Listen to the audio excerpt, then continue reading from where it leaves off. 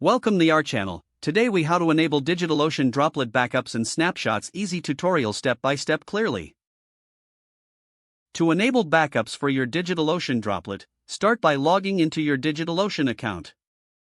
Once you're on the dashboard, locate and select the Droplet you want to work with.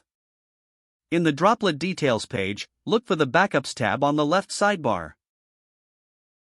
Click on the Backups tab to access the backup options. You will see a section that details the current backup status.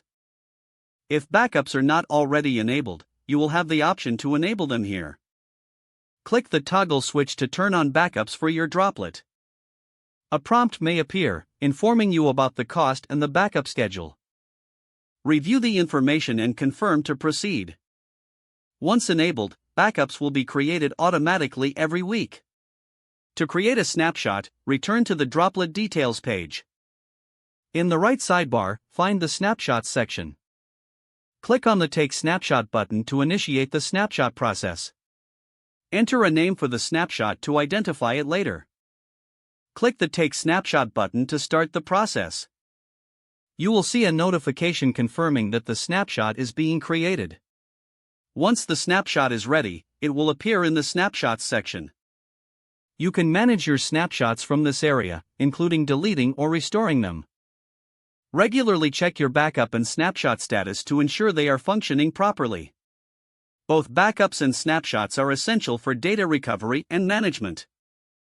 Now you are set up to use DigitalOcean Droplet backups and snapshots efficiently. If the page does not load, refresh the browser or try again in a private or incognito window. Make sure you are using the correct email address, then retype it carefully to avoid small typos. If your password is not accepted, use the reset option and create a new strong password you can remember. Check your spam folder for verification or security emails, then complete any requested confirmation steps. Enable two-factor authentication if available to improve account security and reduce unauthorized access risk. After signing in, review your profile details so your contact information and settings are accurate and current.